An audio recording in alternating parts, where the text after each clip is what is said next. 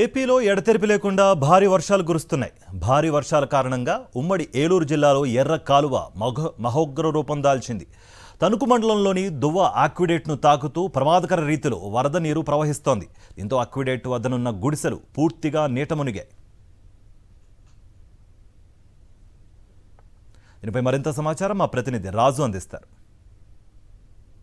ఉమ్మడి పశ్చిమ గోదావరి జిల్లాలో ఎర్ర కాలువకు సంబంధించి కూడా ఉగ్రరూపం దాల్చిందని చెప్పొచ్చు. ఉగ్రరూపం దాల్చినటువంటి ఎర్ర కాలువకు సంబంధించి చూస్తే ప్రధానంగా ఉన్నటువంటి ఏదైతే తాడేపల్లిగూడెం నియోజకవర్గం కానీ మరేపు చూస్తే కనుక తణుకు నియోజకవర్గానికి సంబంధించి మరేపు నిడదవోలు నియోజకవర్గాలకు సంబంధించి కూడా 3 నియోజకవర్గాల్లో కూడా ఈ ఎర్ర కాలువ ప్రభావితం చూపిస్తుందని చెప్పొచ్చు. ప్రధానంగా మనం ఇప్పుడు ఉన్నటువంటి విజువల్లో చూసిన కనుక తణుకు మండలం ఉన్నటువంటి దువ్వ గ్రామంలో కూడా ఇక్కడ ఉన్నటువంటి వయ్యేరుకి సంబంధించినటువంటి ఎర్ర కాలువ కూడా ఉధృతంగా ప్రవహిస్తుంది.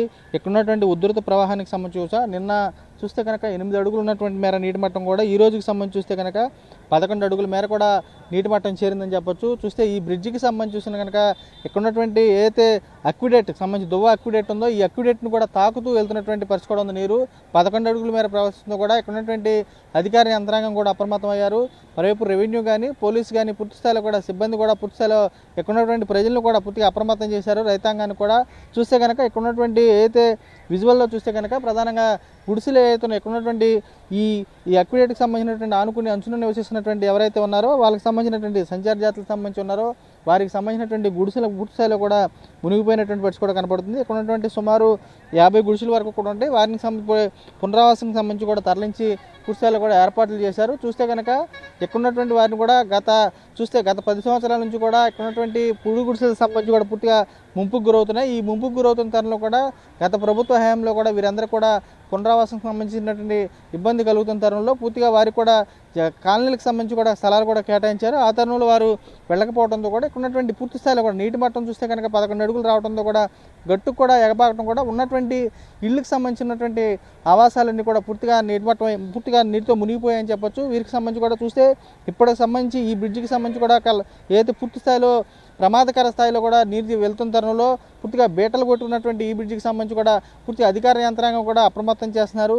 ఇక్కడ ఉన్నటువంటి రైతాంగం స్థాయి మరోవైపు దిగున ఉన్నటువంటి పొలాలన్నీ కూడా ముంపుకు గురయ్యాయి. మరోవైపు కాలనీలకు సంబంధించి చూస్తే కనుక ఇక్కడ ఉన్నటువంటి దువ్వకు సంబంధించినటువంటి పట్టణం ఏదైతుందో ఈ పట్టణానికి సంబంధించి కూడా ఏదైతే తణుకు సంబంధించిన దగ్గరగా ఉన్నటువంటి ఈ దువ్వకు సంబంధించినటువంటి గ్రామంలో కూడా పూర్తిగా లోన్ ఉన్నటువంటి ఇళ్ళు ఏవైతున్నాయో అవి కూడా నీళ్ళకి సంబంధించినటువంటి నీటి ముంపుకు కూడా గురైనట్టు పరిస్థితి కూడా ఉంది. అధికార యంత్రాంగం రేపు ఇక్కడ ఉన్నటువంటి పూర్తి స్థాయిలో కూడా సిబ్బంది కూడా ఇక్కడ ఉన్నటువంటి దువ్వ అక్విడేట్కి సంబంధించి కూడా పూర్తిగా ప్రమాదకర స్థాయిలో ఉంది కాబట్టి పూర్తిగా నీటి మట్టం కానీ రేపు ఈ బ్రిడ్జ్ కూడా ప్రమాద పరిస్థితిలో ఉంది కాబట్టి పూర్తిగా అప్రమత్తం ఇవ్వాలని చెప్పి ఇక్కడ ఉన్నటువంటి గ్రామస్తులు కానీ రైతులు కానీ పూర్తిగా వారైతే చూస్తున్న పరిస్థితి కూడా కనబడుతుంది. విజయ్ కుమార్ రాజుతో రాజు, సాక్షి, దువ్వ నుంచి.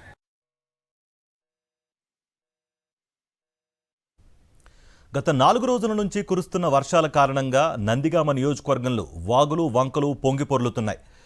దామలూరు వద్ద కట్టలేరు ఉధృతంగా ప్రవహిస్తూ ఉండడంతో నందిగామ, వీరులపాడు మండలాల మధ్య రాకపోకలకు తీవ్ర అంతరాయం ఏర్పడింది. అలాగే కంచికచెర్ల మండలంలో లక్ష్మయ్య వాగు కూడా ఉధృతంగా ప్రవహిస్తూ ఉండడంతో కంచికచెర్ల, మొగులూరు, మున్నూరు గ్రామాల మధ్య రాకపోకలకు తీవ్ర అంతరాయం ఏర్పడింది. లక్ష్మయ్య వాగు వరద ఉధృతికి లోతట్టు ప్రాంతాల్లో పంట పొలాలు కూడా నీట మునిగాయి.